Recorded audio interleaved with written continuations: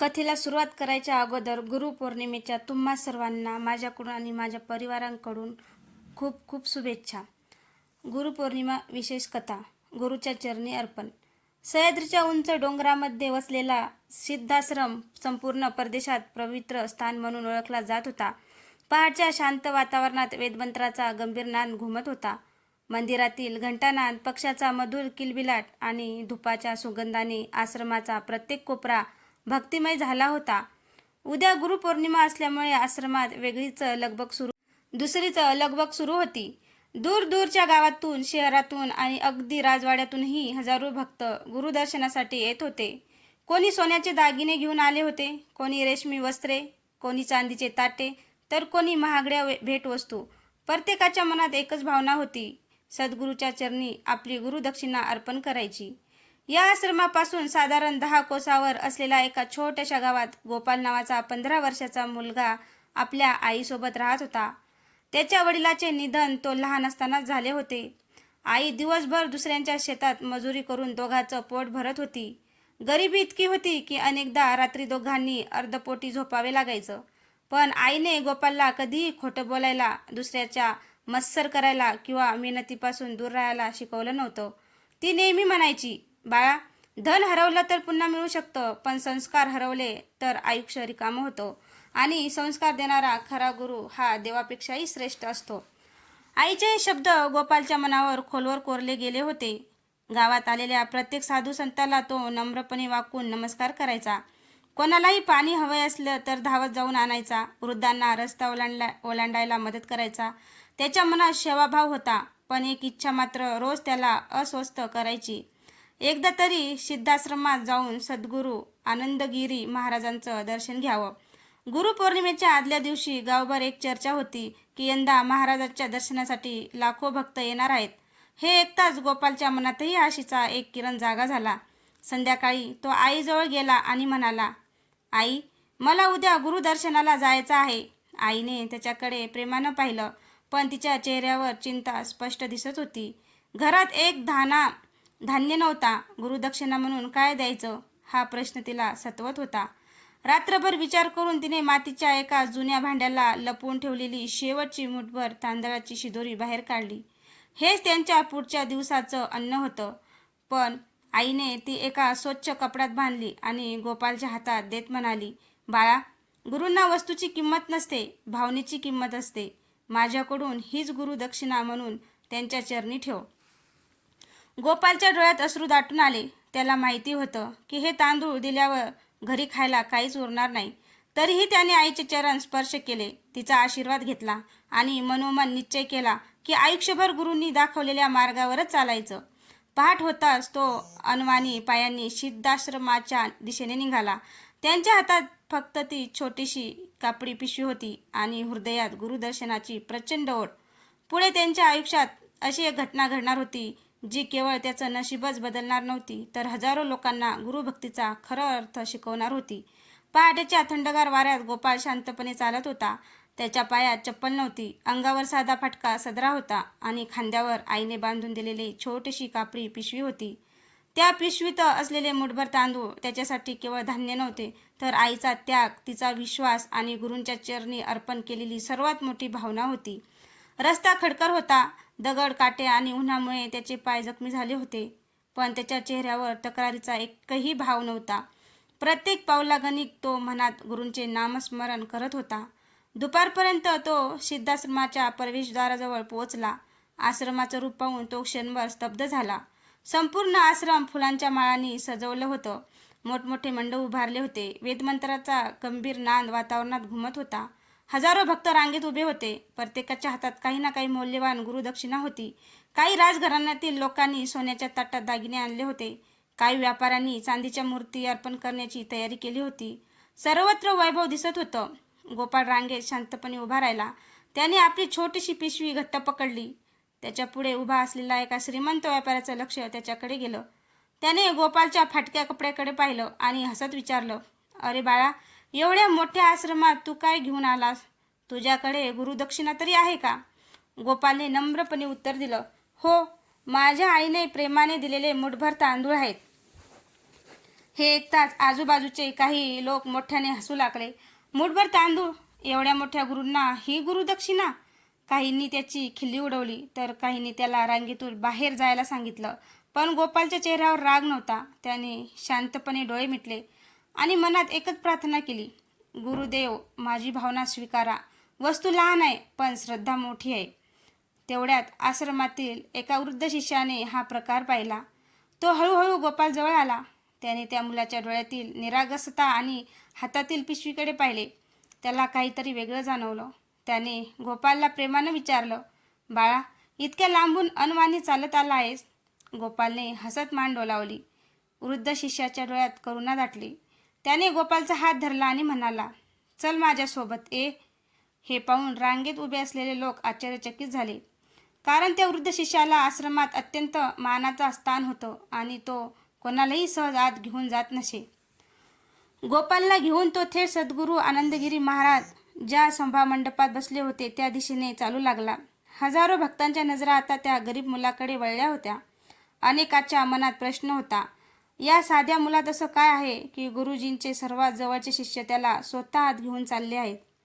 गोपालला मात्र याची जाणीवही नव्हती. त्याच्या मनात फक्त एकच इच्छा होती, गुरूंच्या चरणी डोकं ठेवून आईने दिलेली गुरुदक्षिणा अर्पण करायची. पण पुढच्या क्षणी सद्गुरूंनी सिंहासनावरून उठून जे केलं ते पाहून संपूर्ण आश्रम स्तब्ध झाला.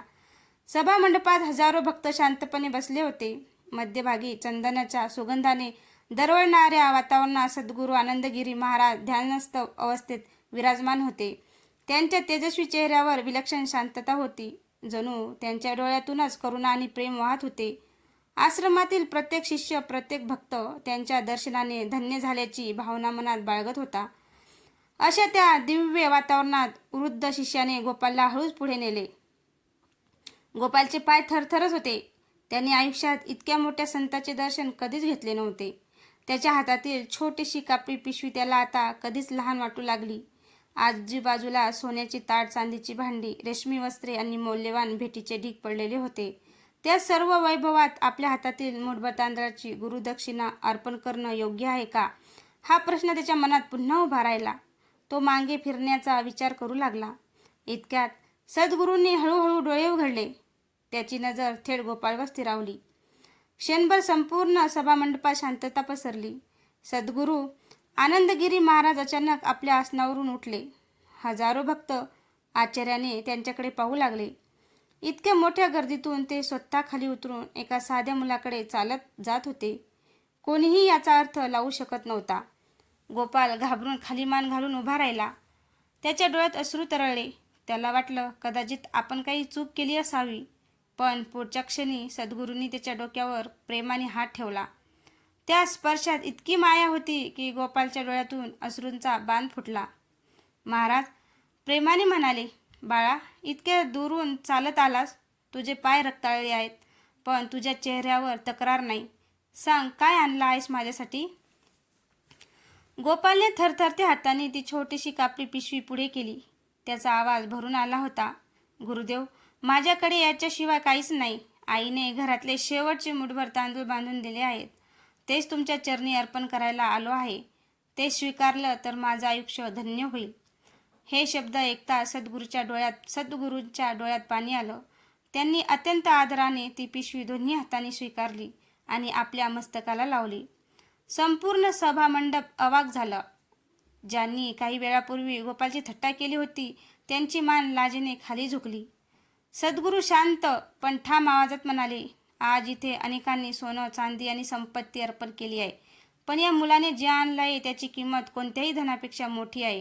कारण या मूठभर तांदळात एका आईचा त्याग, एका मुलाची श्रद्धा आणि निष्कपट भक्ती दडलेली आहे. देवाला आणि गुरूंना वस्तूची नव्हे तर भावनेची किंमत असते. हे शब्द ऐकताच संपूर्ण आश्रमात टाळ्यांचा कडकडाट झाला. अनेकांच्या डोळ्यात अश्रू आले. गोपालला काही समजत नव्हतं. तो फक्त गुरूंच्या चरणाकडे पाहत उभा होता.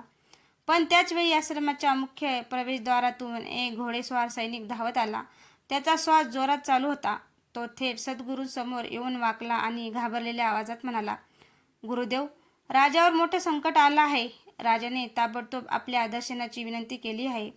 सभामंडपातील वातावरण एका क्षणात बदललं. घोडेस्वार सैनिकांच्या शब्दांनी संपूर्ण सभामंडपात कुजबूज सुरू झाली. काही क्षणापूर्वी जिथे भक्तीचं आणि आनंदाचं वातावरण होतं तिथे आता चिंतेची छाया पसरली होती. सैनिकांच्या चेहऱ्यावरचा घाम, त्याच्या आवाजातील भीती आणि डोळ्यातील घाई पाहून हे संकट साधू संत नसल्याचं प्रत्येकाला जाणवलं. साधंसुद्धा नसल्याचं प्रत्येक जाणवलं. सद्गुरू आनंदगिरी महाराज मात्र पूर्वीप्रमाणे शांत होते. त्यांच्या चेहऱ्यावर भीतीचा लवलेशही नव्हता.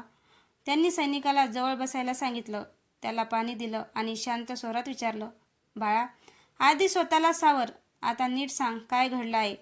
सैनिकाने दीर्घ श्वास घेतला आणि थरथरत्या आवाजात सांगू लागला, गुरुदेव, गेल्या काही महिन्यापासून राज्यावर दुष्काळाचं मोठं संकट आलं आहे.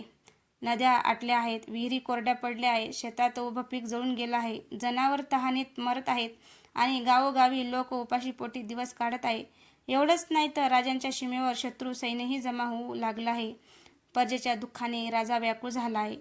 त्याने अनेक उपाय केले, अनेक यज्ञ केले, पण संकट काही कमी होत नाही. शेवटी त्याने नम्रपणे तुमची आठवण काढली आहे. तो म्हणतो, गुरुदेवांचा आशीर्वाद मिळाल्याशिवाय हे संकट दूर होणार नाही, म्हणून मला तातडीने तुम्हाला घेऊन येण्याचा आदेश दिला आहे. सैनिकांचं बोलणं संपताच संपूर्ण सभामंडप शांत झाला. प्रत्येक भक्तांच्या चेहऱ्यावर चिंता स्पष्ट दिसत होती. गोपालही हे सगळं ऐकत होता. त्याच्या मनात पहिल्यांदाच एक प्रश्न निर्माण झाला, इतक्या मोठ्या संकटात गुरु काय करतील? खरंच एका संताच्या आशीर्वादाने संपूर्ण राज्याचं दुःख दूर होऊ शकतं का? सद्गुरूंनी काही क्षण डोळे मिटले, जणू ते ध्यानातच उत्तर शोधत होते. काही वेळाने त्यांनी डोळे उघडले आणि मंद स्मित करत म्हणाली, राजाचं संकट हे फक्त राजाचं नसतं, ते प्रत्येक माणसाचं असतं. जेव्हा एखादा जीव दुःखी असतो तेव्हा संतांनी शांत बसणं योग्य नाही. आपण राजवाड्याकडे जाऊ हे ऐकताच सर्व शिष्य तयारीला लागले. पण त्याच वेळी सद्गुरूची नजर पुन्हा गोपालवर गेली. त्यांनी त्याला जवळ बोलावलं. गोपाल घाबरतच पुढे आला. महाराजांनी त्याच्या डोक्यावर हात ठेवला आणि प्रेमानं विचारलं, बाळा, तू माझ्यासोबत येशील का? गोपाल क्षणभर काही बोलू शकला नाही. त्याला स्वतःच्या कानावर विश्वास बसत नव्हता. एवढ्या मोठ्या संतासोबत प्रवास करण्याचं भाग्य त्याला मिळत होतं. त्याच्या डोळ्यात आनंदाश्रू आले. त्याने हात जोडले आणि नम्रपणे उत्तर दिलं, गुरुदेव, माझं आयुष्य तुमच्या सेवेसाठी आहे. तुम्ही जिथे जाल तिथे मी तुमच्या पाठीशी उभा राहीन. सद्गुरू समाधानाने हसले, पण आश्रमात उपस्थित असलेल्या काही श्रीमंत शिष्याच्या चेहऱ्यावर नाराजी स्पष्ट दिसत होती. त्यांना आश्चर्य वाटत होतं की एवढ्या मोठ्या आश्रमात अनेक विद्वान आणि श्रीमंत शिष्य असताना गुरूंनी या गरीब मुलालाच सोबत का निवडलं? त्या शिष्यापैकी एकाने मनातच निश्चय केला, या गोपालमध्ये असं काय आहे हे मी नक्की शोधून काढीन आणि गरज पडली तर त्याला गुरुच्या नजरेतून खालीही खेचीन. गुरुपौर्णिमेच्या त्या पवित्र दिवशी भक्तांच्या वातावरणातच मत्सरास पहिलं बीज रोवलं गेलं होतं आणि याच मत्सरामुळे पुढे गोपालच्या आयुष्यात अशी कठीण परीक्षा येणार होती ज्याची त्याने कधी कल्पनाही केली नव्हती. गुरुपौर्णिमेचा उत्सव संपताच सद्गुरू आनंदगिरी महाराज राजवाड्याकडे जाण्यासाठी निघाले. त्यांच्या पुढे काही शिष्य, मागे हजारो भक्त आणि मध्ये शांतपणे चालणारे गुरुदेव. असे भव्य दृश्य पाहण्यासाठी रस्त्याच्या दोन्ही बाजूना लोकांची गर्दी जमली होती. त्या गर्दीत गोपालही गुरूंच्या अगदी जवळ चालत होता. त्याच्या मनात आनंद होता, पण त्याच वेळी एक जबाबदारीची जाणीवही होती. गुरूंनी स्वतः त्याला सोबत घेतलं होतं. ही केवळ कृपा नव्हती, तर त्याच्यावर ठेवलेला विश्वास होता. प्रवास सुरू असताना सद्गुरूंनी गोपालला हळू आवाजात विचारलं, बाळा, तुला माहिती आहे का गुरुचा खरा शिष्य कोण असतो? गोपालने नम्रपणे उत्तर दिलं, गुरुदेव, जो तुमच्या आज्ञेचं पालन करतो तोच खरा शिष्य. सद्गुरू मंद हसले आणि म्हणाले, फक्त आज्ञापालन पुरेसे नसतं. संकटातही जो सत्याचा आणि धर्माचा मार्ग सोडत नाही, जो स्वतःचं सुख बाजूला ठेवून दुसऱ्याच्या हिताचा विचार करतो, तोच खरा शिष्य असतो. गुरु शिष्याला ज्ञान देतो, पण त्या ज्ञानाची परीक्षा आयुष्य घेते. गोपाल प्रत्येक शब्द मनात साठवत होता. त्याला जाणवत होतं की आजचा दिवस त्याच्या आयुष्याचा सर्वात मोठा धडा ठरणार आहे. सायंकाळ होताच ते राजवाड्यात पोहोचले. राजाने स्वतः महालाच्या प्रवेशद्वारावर येऊन सद्गुरूचं स्वागत केलं. त्याने गुरुच्या चरणी मस्तक टेकवलं आणि अश्रूंनी भरलेल्या डोळ्यांनी म्हणाला, गुरुदेव, माझ्या राज्यातील लोक उपाशी आहेत, शेत उजाड झाली आहेत, लहान मुलांना अन्न मिळत नाही. माझ्याकडे संपत्ती आहे, सैन्य आहे, पण माझ्या प्रजेचं दुःख दूर करण्याची शक्ती नाही. मला मार्ग दाखवा. सद्गुरूंनी राजाला उठवला आणि प्रेमाने म्हणाला, राजा, संकट हे देवाची शिक्षा नसतं, ते माणसाच्या धैर्याची परीक्षा असते. तू निराश होऊ नकोस, पण लक्षात ठेव, राज्य वाचवण्यासाठी फक्त प्रार्थना पुरेशी नसते, त्यासाठी त्याग, सेवा आणि निस्वार्थ प्रेमही आवश्यक असतं. राजाने विनम्रपणे विचारलं, गुरुदेव, मग मला काय करावं लागेल? सद्गुरूंनी काही क्षण शांत राहून उत्तर दिलं, उद्या सूर्योदयापूर्वी राज्यातील सर्वात मौल्यवान वस्तू माझ्यासमोर आण. पण लक्षात ठेव, ती वस्तू सोनं, चांदी किंवा हिरे नसतील. राजा गोंधळला. दरबारातील मंत्री एकमेकांकडे पाहू लागले. सर्वांच्या मनात एकच प्रश्न होता, राज्यातील सर्वात मौल्यवान वस्तू कोणती? पण त्या रात्री महालाच्या अंधाऱ्या कोपऱ्यात उभा असलेला एक माणूस हे सगळं ऐकत होता. त्याच्या चेहऱ्यावर कपटी हास्य होतं. त्याने मनात म्हटलं, उद्या गुरूंची परीक्षा होणार आहे आणि त्यांच्यासोबत त्या गरीब मुलाचीही. तो सावलीतून हळूच बाहेर निघून गेला आणि त्याच्या हातात चमकणारी तलवार पाहून स्पष्ट होत होतं की उद्याची सकाळ केवळ परीक्षेची नाही, तर एका मोठ्या कटाची सुरुवात असणार होती. त्या रात्री संपूर्ण राजवाड्यात एकच चर्चा सुरू होती. सद्गुरूंनी राजाला दिलेलं वचन प्रत्येकाच्या मनात घोळत होतं. उद्या सूर्योदयापूर्वी राज्यातील सर्वात मौल्यवान वस्तू माझ्यासमोर आणा. पण ती वस्तू नेमकी कोणती, याचं उत्तर कोणाकडेच नव्हतं. दरबारातील विद्वान आपल्या ज्ञानानुसार वेगवेगळी मतं मांडत होती. काही म्हणत होते, राजमुकुटच राज्यातील सर्वात मौल्यवान वस्तू आहे. काहींना वाटत होतं की राजखजिन्यातील हिरे मोती यापेक्षा मौल्यवान दुसरं काहीच असू शकत नाही. तर काही जण प्राचीन शस्त्र आणि राजवंशाचा वारसा याला सर्वात मोठी संपत्ती मानत होते. पण सद्गुरूच्या चेहऱ्यावरचं शांत हास्य पाहून गोपालला मात्र जाणवत होतं की गुरुदेवांच्या मनात काहीतरी वेगळंच आहे. रात्र गडद होत गेली. राजवाड्याच्या एका अंधाऱ्या दालनात महामंत्री सोमदेव काही सरदारांसोबत गुप्त चर्चा करत होता. बाहेरून तो राजाचा विश्वासू सेवक वाटत होता, पण त्याच्या मनात लोभाचं वीज भरलं होतं. त्याला भीती होती की जर सद्गुरूंनी राजाला योग्य मार्ग दाखवला तर त्याच्या स्वार्थी योजना कायमच्या संपतील. म्हणून त्याने आपल्या विश्वासू माणसांना आदेश दिला, उद्या सकाळी गुरुदेवांची प्रतिष्ठा कमी झाली पाहिजे. लोकांचा विश्वास डळमळीत झाला तर पुढचं काम सोपं होईल. त्याच्या चेहऱ्यावर एक कपटी हास्य उमटलं. त्याला वाटत होतं की धन आणि सत्ता यांच्यापुढे प्रत्येकजण झुकतो, पण त्याला अजून सद्गुरूंच्या सामर्थ्याची आणि गोपालच्या निष्कपट श्रद्धेची ओळख नव्हती. पहाटेच्या आधीच राजवाड्याच्या प्रांगणात मोठी सभा भरली. राजा, राणी, मंत्री, सैनिक, विद्वान, व्यापारी आणि हजारो नागरिक तिथे जमले होते. प्रत्येकजण आपल्या मते राज्यातील सर्वात मौल्यवान वस्तू घेऊन आला होता. कोणाच्या हातात सोन्याचे भरलेले मोठं तबक होतं, कोणाकडे दुर्मिळ हिरे होते, तर काहींना राजवंशाची अमूल्य तलवार आणली होती. संपूर्ण प्रांगण वैभवाने उजळून निघालं होतं. सद्गुरू आनंदगिरी महाराज शांतपणे त्या सर्व वस्तूकडे पाहत होते. त्यांनी कोणत्याही वस्तूचं कौतुक केलं नाही, न कोणाला नकार दिला. ते फक्त प्रत्येकाच्या चेहऱ्याकडे पाहत होते, जणू ते वस्तू नव्हे तर त्या मागची भावना पाहत होते. इतक्यात गोपाल हळूच पुढे आला. त्याच्या हातात ना सोनं होतं ना चांदी. त्याने फक्त जवळच्या विहिरीतून आणलेला पाण्याचा एक छोटासा माठ आणि काही कोरड्या भाकरी हातात घेतल्या होत्या. सभेत उभे असलेले अनेक लोक पुन्हा त्याच्याकडे पाहून हसू लागले. अरे, काल मूठभर तांदूळ आणले होते, आज भाकरी आणि पाणी घेऊन आला आहे. यालाच वाटतं राज्यातील सर्वात मोठी संपत्ती म्हणायची. गोपालने कोणाकडेही लक्ष दिलं नाही. तो शांतपणे सद्गुरूसमोर उभा राहिला. त्यांच्या चेहऱ्यावर ना संकोच होता ना भीती. सद्गुरूंनी प्रेमाने विचारलं, बाळा, हे काय आहे? गोपाल नम्रपणे म्हणाला, गुरुदेव, काल रात्री राजवाड्याबाहेर मला एक वृद्ध भिकारी भेटला. तो 2 दिवसापासून उपाशी होता. माझ्याकडे जेवढ्या भाकऱ्या होत्या त्यातील अर्ध्या मी त्याला दिल्या, उरलेल्या या आहेत. मला वाटलं उपाशी माणसासाठी अन्न आणि तहानलेल्या माणसासाठी पाणी यापेक्षा मौल्यवान दुसरी कोणती वस्तू असू शकते. हे शब्द ऐकताच सद्गुरूंच्या डोळ्यात समाधान चमकलं. पण त्या क्षणी महामंत्री सोमदेव मोठ्याने हसत पुढे आला आणि म्हणाला,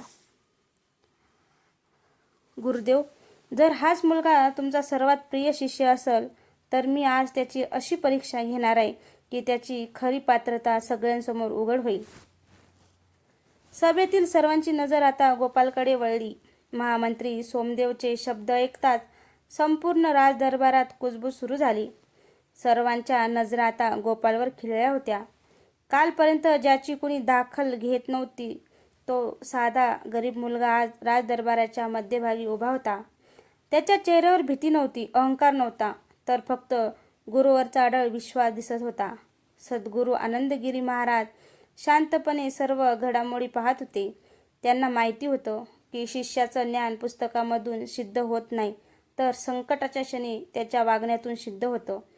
महामंत्री पुढे आला आणि मोठ्या आवाजात म्हणाला, गुरुदेव, आपण नेहमी म्हणता की हा मुलगा निष्कपट आहे, सेवाभावी आहे आणि सत्याचा मार्ग कधी सोडणार नाही. पण आज मी त्याची अशी परीक्षा घेणार आहे की त्याचं खरं रूप सर्वांसमोर येईल. दरबारात शांतता पसरली. राजाही उत्सुकतेने पुढे सरकला. सोमदेवने सैनिकांना इशारा केला. काही क्षणात 2 मोठी ताट आणण्यात आली. एका ताटात चमचमणाऱ्या सोन्याच्या अर्शपा, मौल्यवान हिरे आणि दागिने भरले होते. दुसऱ्या ताटात फक्त एक कोरडी भाकरी, पाण्याचं एक लहान मडकं आणि एका वृद्ध साधूंची फाटकी चादर ठेवलेली होती. महामंत्री गोपालकडे पाहून म्हणाला, या 2 ताटापैकी एक निवड. जर तू सोनं निवडलंस तर आजपासून तू श्रीमंत होशील. तुला आयुष्यभर कष्ट करावे लागणार नाहीत. पण जर तू दुसरं ताट निवडलंस तर तुला काहीच मिळणार नाही. दरबारात उपस्थित अनेक लोक मनात म्हणू लागले, कोण मूर्ख सोनं सोडून भाकरी निवडेल. गोपाल काही क्षण दोन्ही ताटाकडे पाहत राहिला. त्याच्या डोळ्यासमोर आईचा चेहरा आला. तिचे शब्द त्याच्या कानात घुमू लागले, बाळा, धन संपत पण चांगुलपणा कधीच संपत नाही.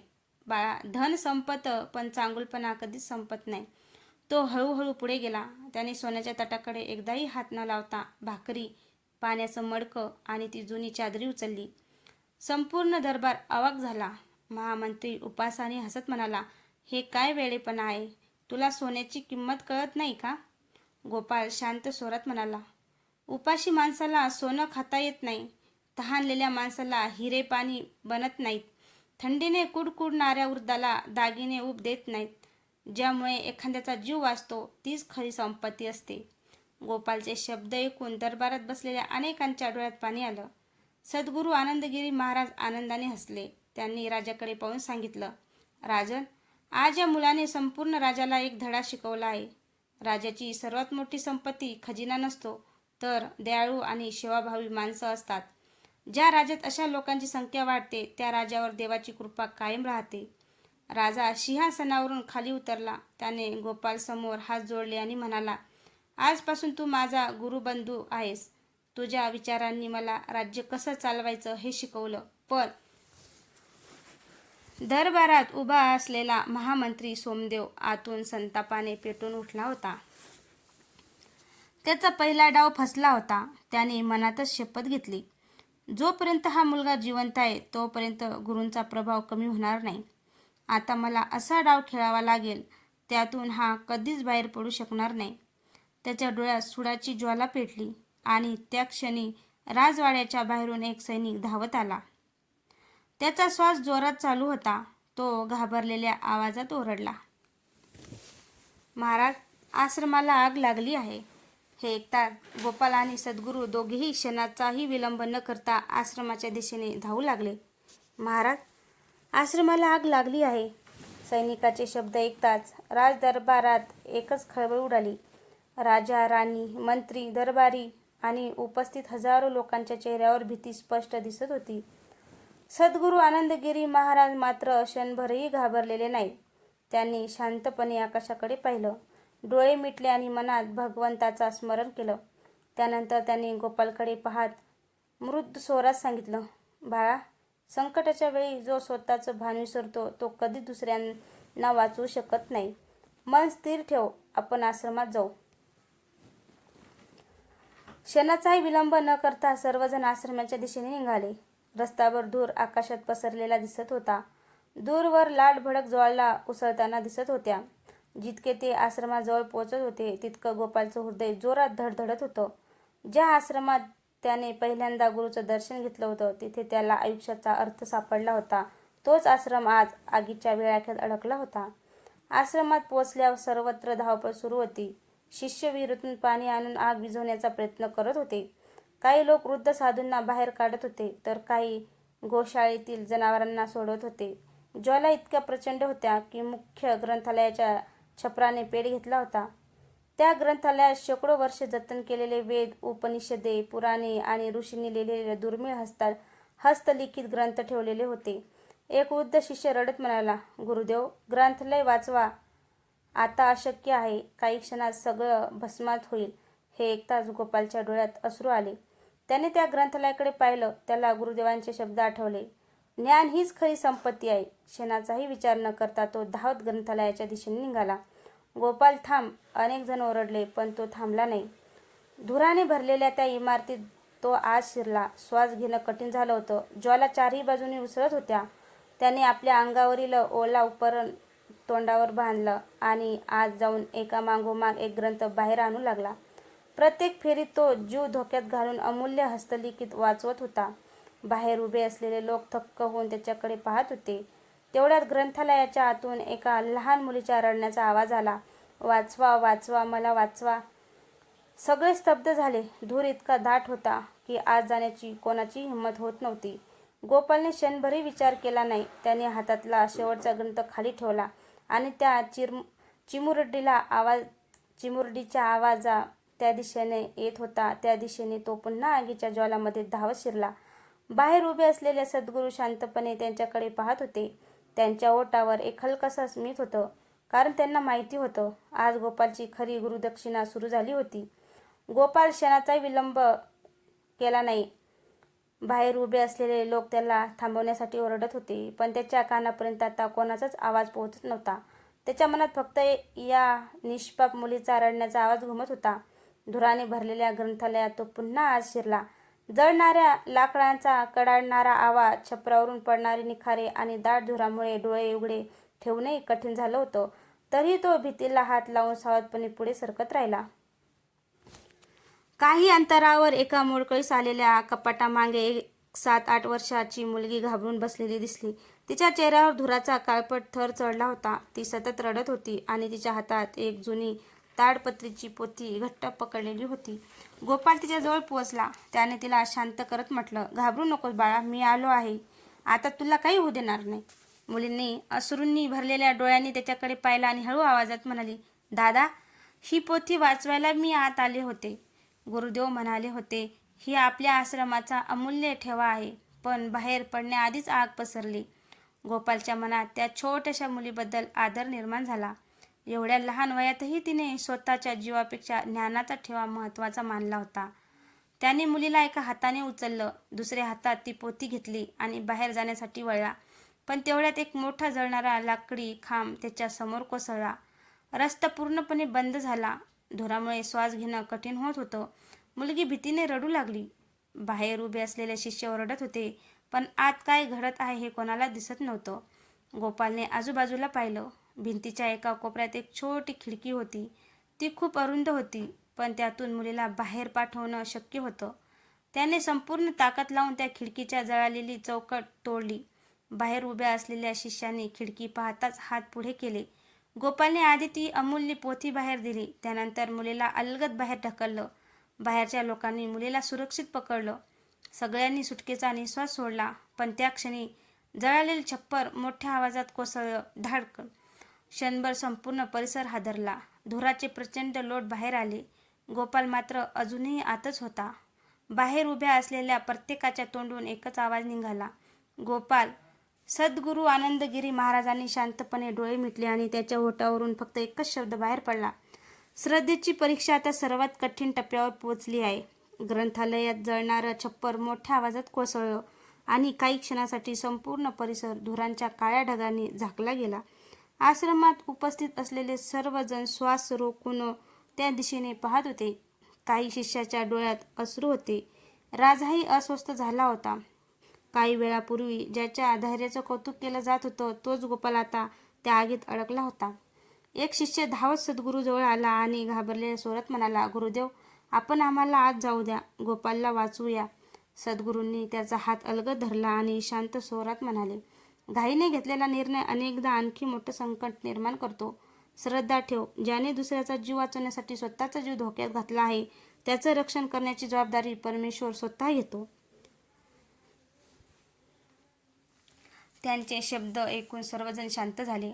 पण प्रत्येकाचं लक्ष त्या धुराने भरलेल्या ग्रंथालयाकडेच होतं. काही क्षणांनी धुराच्या ढगातून एक सावली हलताना दिसली. हळूहळू ती सावली स्पष्ट होऊ लागली. सर्वांच्या डोळ्यात आशेचा किरण चमकला. तो गोपाल होता. त्याच्या अंगावरील कपडे जळाले होते, हातांना किरकोळ भाजलं होतं, चेहऱ्यावर राख आणि धुरांचे डाग होते, पण त्याच्या छातीशी त्याने अजून एक लाकडी पेटी घट्ट धरली होती. तो बाहेर येताच आश्रमातील सर्वजण त्याच्याकडे धावले. राजाने स्वतः त्याला आधार दिला. गोपालने थरथरत्या हातांनी ती पेटी सद्गुरूच्या चरणी ठेवली आणि म्हणाला, गुरुदेव, ग्रंथालयात आत ही पेटी एका दगडी कप्प्यात ठेवलेली होती. मला वाटलं ती महत्त्वाची असेल म्हणून घेऊन आलो. सद्गुरूंनी शांतपणे पेटीकडे पाहिलं. त्यांच्या डोळ्यात आनंदाचे अश्रू दाटले. ते म्हणाले, बाळा, तुला माहिती आहे का तू काय वाचून आणलं आहेस? गोपालने नम्रपणे मान हलवली. नाही गुरुदेव, मला फक्त एवढंच वाटलं की आश्रमातील प्रत्येक वस्तू पवित्र आहे. सद्गुरूंनी हळूच पेटी उघडली. आत लाल रेशमी वस्त्रात गुंडाळलेली एक प्राचीन पोथी होती. ती पाहताच आश्रमातील सर्व वृद्ध शिष्य आश्चर्याने उभे राहिले. एक शिष्य भाऊक होऊन म्हणाला, गुरुदेव, ही तर आपल्या गुरु परंपरेची हस्तलिखित पोथी आहे.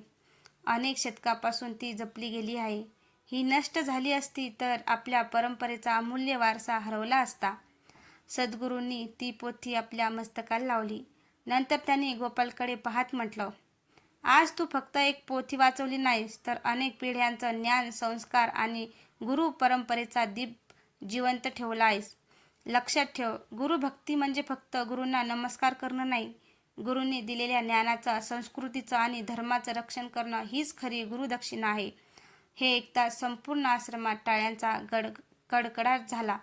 परंतु त्या गर्दीत उभा असलेला महामंत्री सोमदेव हे सर्व पाहून संतापाने थरथरत होता.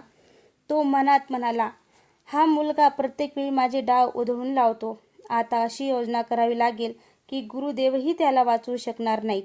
त्या क्षणी त्याने आपल्या गुप्त माणसाला हळूच एक चिठ्ठी दिली. त्या चिठ्ठीत फक्त एकच वाक्य लिहिलं होतं, आज मध्यरात्री गोपालला आश्रमातून कायमचं दूर करा. रात्र हळूहळू गडद होत चालली होती. आगीच्या घटनेनंतर संपूर्ण आश्रम शांत झालं होतं. दिवसभर झालेल्या धावपळीमुळे सर्व शिष्य थकले होते. काही जण जळालेल्या ग्रंथालयाजवळ बसून वाचलेल्या पोथ्या स्वच्छ करत होते, तर काही मोडलेले मंडप पुन्हा उभे करण्याचं काम करत होते. सद्गुरू आनंदगिरी महाराज मात्र आपल्या कुटीत शांतपणे ध्यानस्थ बसले होते. त्यांच्या चेहऱ्यावर नेहमीसारखीच प्रसन्नता होती. बाहेर वादळ असलं तरी अंतःकरणात शांतता कशी ठेवायची हे त्यांच्या जीवनानेच शिकवलं होतं.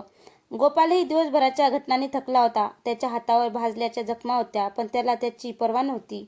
त्याच्या मनात एकच समाधान होतं, आश्रमाचा अमूल्य वारसा वाचला.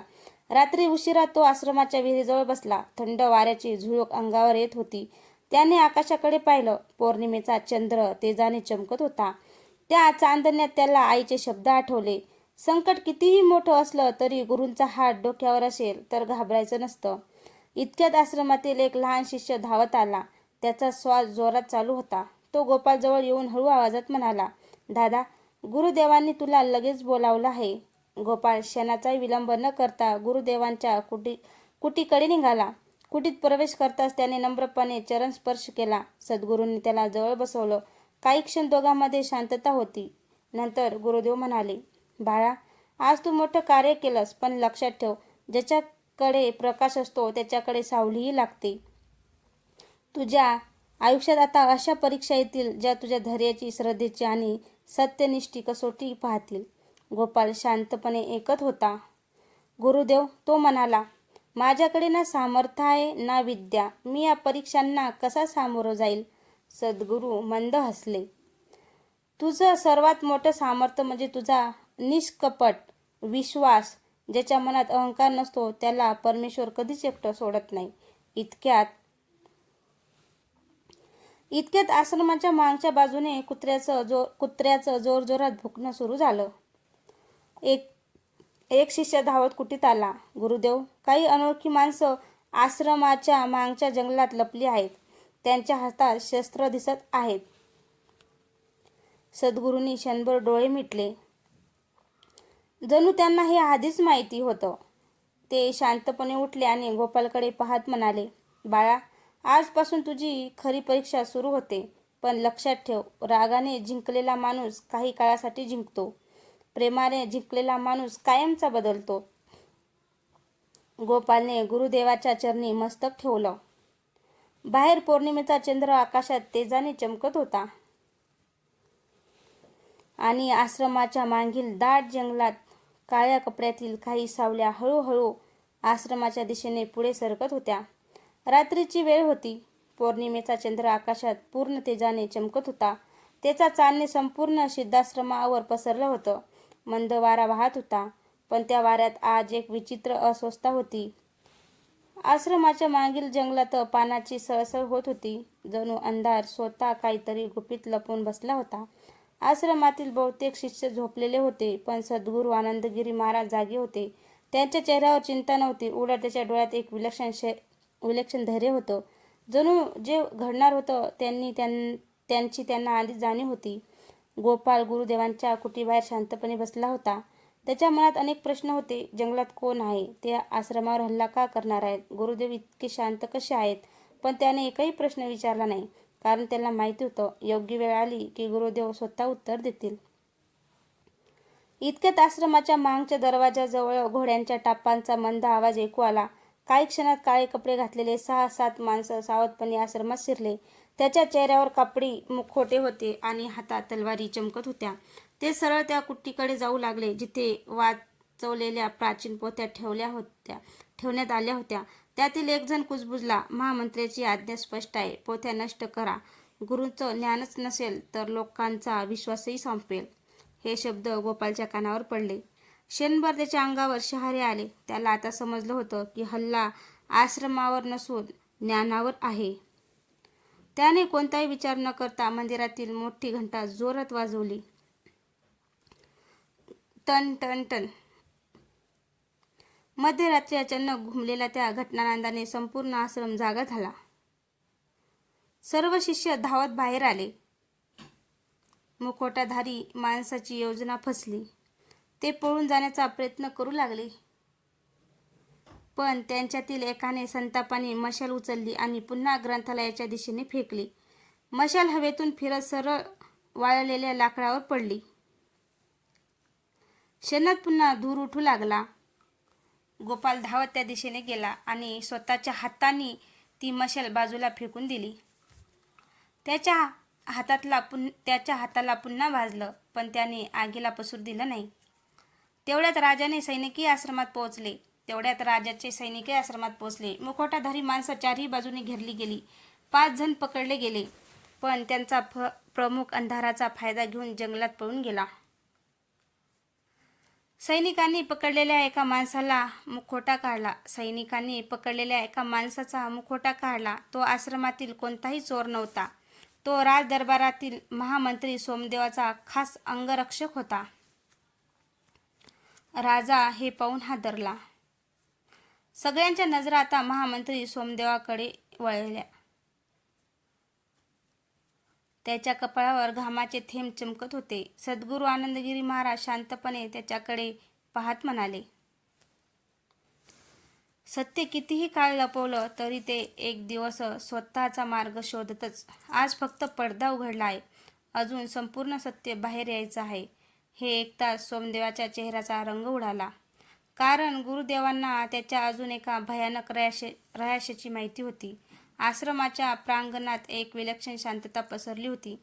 काही वेळापूर्वी तलवारीचा आवाज, सैनिकांची धावपळ आणि जळणाऱ्या मशालीचा प्रकाश दिसत होता, पण आता त्या जागी फक्त पौर्णिमेच्या चंद्राचं निर्मळ चांदणं आणि वेदमंत्राचा मंद स्वर ऐकू येत होता. पकडलेल्या मुखवटाधारी माणसांना सैनिकांनी बांधून राजासमोर उभं केलं होतं. त्यांच्या चेहऱ्यावर भीती स्पष्ट दिसत होती. सत्य आता फार काळ लपून राहणार नाही, याची त्यांना जाणीव झाली होती. राजा गंभीर आवाजात म्हणाला, सांगा, तुम्हाला आश्रमावर हल्ला करण्याची आज्ञा कोणी दिली होती? सुरुवातीला कोणीच बोललं नाही. प्रत्येकजण खाली मान घालून उभा होता. पण काही वेळाने त्यांच्यातील एक जण थरथरत पुढे आला. त्याच्या डोळ्यात पश्चाताप होता. तो म्हणाला, महाराज, आम्ही मोठा अपराध केला आहे. आम्हाला सोन्याच्या मोहाने हे काम स्वीकारायला भाग पाडलं गेलं. आम्हाला सांगण्यात आलं होतं की आश्रमातील पोथ्या नष्ट झाल्या तर लोकांचा गुरुवरील विश्वास संपेल आणि राजावर नियंत्रण मिळवणं सोपं होईल. कोणी सांगितलं होतं? राजा पुन्हा गरजला. त्या माणसाने थरथरत्या हाताने दरबाराच्या एका कोपऱ्याकडे बोट दाखवलं. सर्वांच्या नजरा तिकडं वळल्या. महामंत्री सोमदेवाचा चेहरा फिकट पडला होता. त्याच्या कपाळावर घामाचे थेंब वरगळत होते. काही क्षण तो काहीच बोलू शकला नाही, पण पुढच्या क्षणी तो मोठ्याने हसू लागला. हो, मीच केलं हे सगळं, तो गर्वाने म्हणाला. कारण या राज्यात लोक राजापेक्षा गुरुवर जास्त विश्वास ठेवतात. जोपर्यंत हा आश्रम आहे तोपर्यंत माझी सत्ता पूर्ण होणार नाही. म्हणून मी ठरवलं होतं की आधी गुरुचं ज्ञान नष्ट करायचं, मग गुरूंना बदनाम करायचं आणि शेवटी राजसिंहासनावर माझा अधिकार प्रस्थापित करायचा. हे ऐकता संपूर्ण दरबार हादरला. राजाच्या डोळ्यात संताप दाटून आला. सोमदेव, मी तुला माझा विश्वासू मानला आणि तू माझ्याच राज्याशी विश्वासघात केला. सोमदेवने उत्तर दिलं नाही. तो फक्त सद्गुरूकडे रोखून पाहत राहिला. सद्गुरू मात्र शांतपणे म्हणाले, राजन, विश्वासघात करणारा माणूस आधी दुसऱ्याला नाही तर स्वतःलाच हरवतो. लोभाची सुरुवात लहान असते, पण शेवट नेहमी विनाशातच होतो. इतक्यात गोपाळ पुढे आला. त्याने सोमदेवाकडे पाहिलं. त्याच्या चेहऱ्यावर राग नव्हता. तो शांत स्वरात म्हणाला, महामंत्रीजी, अजूनही वेळ गेलेली नाही. अपराध कबूल करून पश्चाताप केला तर माणूस पुन्हा उभा राहू शकतो. हे शब्द ऐकताच अनेक जण आश्चर्यचकित झाले. ज्याने त्याचा जीव घेण्याचा प्रयत्न केला त्यालाच गोपाल माफीचा मार्ग दाखवत होता. सद्गुरूंनी समाधानाने गोपालकडे पाहिले. ते मनात म्हणाले, या क्षणाची मी वाट पाहत होतो. ज्याच्या मनात सूड नसतो त्यालाच खऱ्या गुरुभक्तीचं रहस्य कळतं. पण सोमदेवाच्या मनात अजूनही पश्चाताप नव्हता. त्याने आपल्या कमरेत लपवलेला एक छोटा विषारी कट्टर अलगद बाहेर काढला आणि कोणालाही काही समजण्याआधीच तो विजेच्या वेगाने सद्गुरूच्या दिशेने धावला. तर मित्रांनो, ही कथा एका गुरु आणि शिष्याची परीक्षेची होती. तर ही कथा तुम्हाला कशी वाटली तर कमेंट करून नक्की सांगा. आणि आपल्या चॅनलवर कोणी नवीन असेल तर चॅनलला सबस्क्राईब करा. धन्यवाद.